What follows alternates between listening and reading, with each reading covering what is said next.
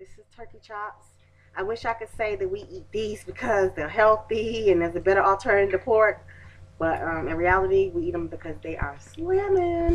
So that's what we're eating tonight. This is what the turkey chops look like. As you can see, they look just like pork chops. Put them in the grease. You don't put a lot of grease in there. You do it just like if you're making a pork chop. You're not deep frying anything. You're, kind of pan frying, just enough for it to cover it. So I'm going to put this in there too. So once you put everything into the pan, let them fry.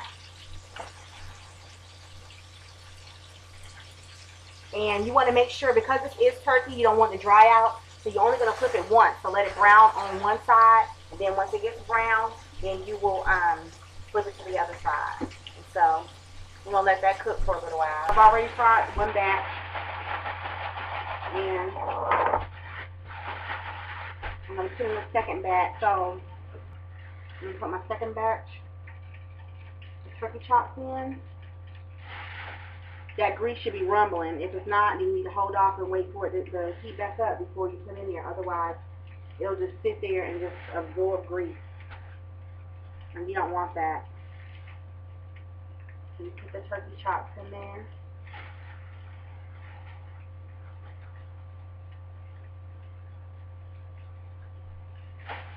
This batch is actually going to be better than the first batch, I believe. They're cut better. It's like the middle pieces are like the best pieces. Season, this is my good old faithfuls.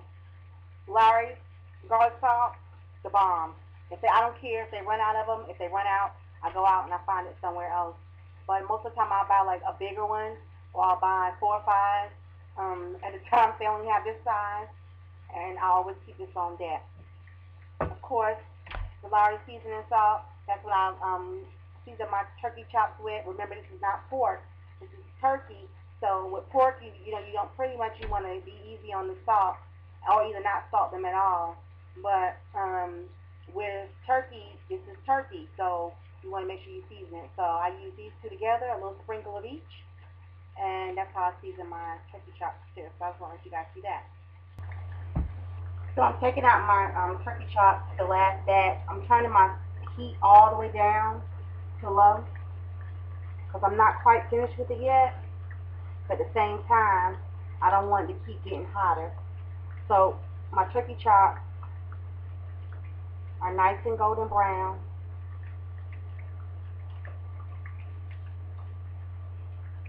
I'm trying to do this so you guys can see. And this, I got this much off of half of a turkey breast, a small. So it makes a lot. While your grease is turned down, what I normally do, and I'm going to do this because I can't use this much grease, I'm going to pour some of this grease out, okay? So give me 1 second.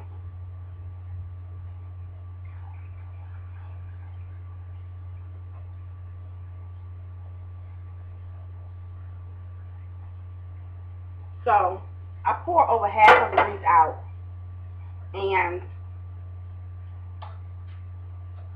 what I'm going to do now is take my onions. This is for my gravy. Put them in there. Turn the heat back up, because I want to get that grease back rumbling again. So my onions are in here. This part is really up to you. I kind of like my onions to be separate from my gravy. So, but I want my gravy to have the onion flavor. So I saute my onions a little bit, and then I take them out and then I cook my gravy.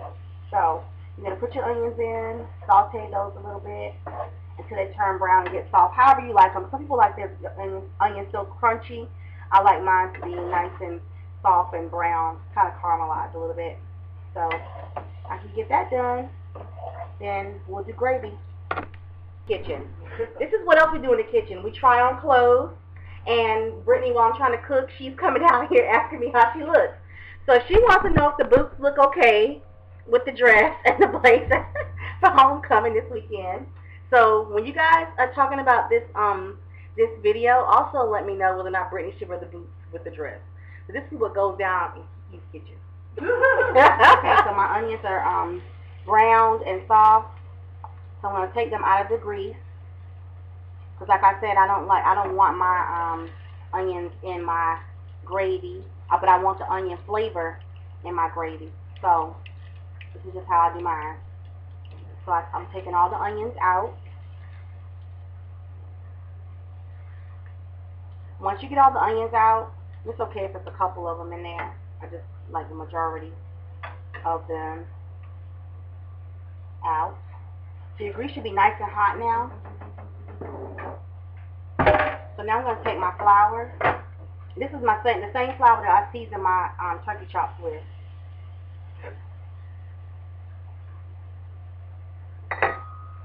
Don't ask me how much it was in there. I don't measure.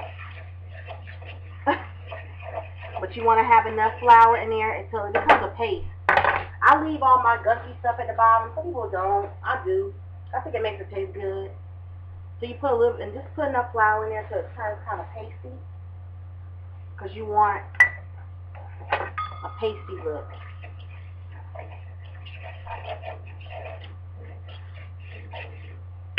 You don't want to see grease standing. So after I season it like that, because that flour is already seasoned, a lot of times I'll go back behind it so it won't be so salty sometimes, and I'll put like a little bit of regular flour that hasn't been seasoned. Turn it up. It should be nice and, see how it is all pasty like? Okay. So if you want to know how your grandma making that gravy, this is how she making gravy. And in my gravy,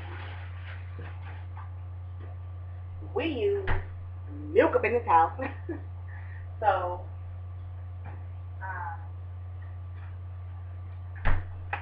we use milk or either that Carnation canned milk, but I want to put those in my mashed potatoes, which we'll also make it tonight. So and we use so much of it. So I'm taking some milk, pouring it in the pan, stirring it up. It's gonna look weird. Then it's gonna start thickening up.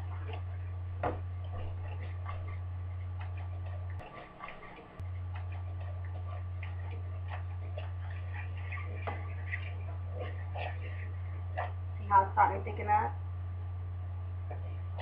And stirring. This is when I turn my heat down all the way on low.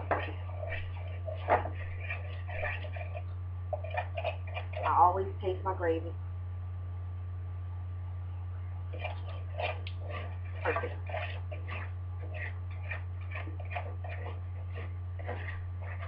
It's a little thick sometimes, so instead of putting another thing of milk in there, I will take the water, pour it in there, get it out. That's just, I don't know why, this is how I do. But me, I like my gravy a little bit thinner, so I'll keep alternating milk and water until I get to the consistency that I want. That's the one thing about me not measuring. I guess if I measured it the first time, I probably wouldn't have to keep doing this. But at the same time, I like it. So I'm going to keep on until I get the right consistency that I want on my gravy. And so just keep on until you get to what you want. Now, the only thing about it is add a little bit at a time, because if you add too much water, it will be very, very difficult for you to get it back, because you don't want to add anything dry to this now, because it'll just clump up. So now I pretty much got the consistency that I want, so I don't have to worry about any more liquid. And this is how I like my gravy. See how it kind of coats the pan? That's how I like my gravy. I'm a country girl. It's how we eat gravy around here. And so it's nice. And so along with dinner tonight, we're going to have fresh green beans. I like my green beans and my vegetables to be fresh if I can. If I can't get fresh, I will get frozen. But tonight we're gonna have fresh green beans. They had a sale on them tonight at Walmart, and my daughter likes fresh green beans, so that's what we're gonna make. If you see, I cut the ends off of them, and so basically what you're gonna do is take the ends of the green beans and cut them just like this, and you'll come up with a piece that looks like this. And so I have these all done, and as soon as we're ready, we'll work with those. Okay, so now I'm about to do my green beans. Here's some diced garlic. If you like garlic, I use fresh garlic. I don't use anything else. So put that in the pan. Let it simmer.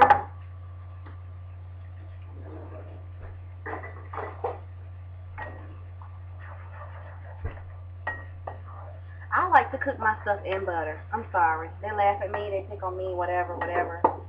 I like to use butter. So that's my garlic. While my garlic is simmering, because garlic will burn, so you want to go ahead and put your green beans in there. And you want the green beans to kind of absorb the butter, and you don't want them to cook so much that they become mushy, but you want them to retain their color. They're going to turn bright green. So I pretty much let the garlic, the butter, and the green beans simmer. And then here comes my handy garlic salt, because of course garlic itself is not salty.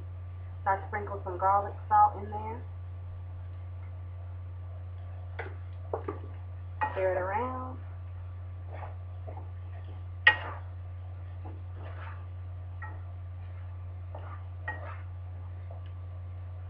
And let that cook down.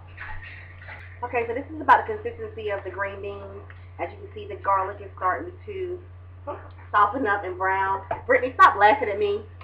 And so this is about how I like my green beans. The color is still there. They're not brown, completely brown, not wilted, but it's still soft enough. But it's done. So that's how I make the fresh green beans. Brittany laughing at me. So here's the recipe for the mashed potatoes. Basically in this bowl, and I'm doing it like this so you guys can see. In this bowl there is a half a stick of butter, some salt and pepper, and I'm about to put some canned milk in here. It's just regular canned milk. That's what I like to use in my potatoes. It makes them rich. It makes them taste real good. Sometimes I'll use heavy milk every now and then. But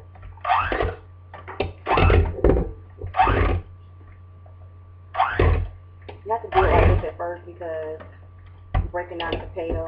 You want to make sure they come out looking like that. And they're, you can make them as thick or as thin as you want. This is about how I like mine. If I wanted to add something else to it, I could. You want to taste them to make sure that they taste like you want them.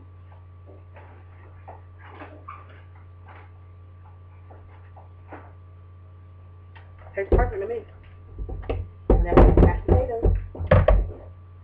As you guys can see, I'm using my favorite plates, my red, white, and blue plate. And this is the turkey chops with the gravy and onions, the green beans with the garlic, and the mashed potatoes and gravy. So we're going to enjoy this now. I forgot the crescent rolls. Yeah, I know. I forgot to make the crescent rolls. But I'll make them next time. And for now, this is my dinner for tonight. I hope you guys enjoy.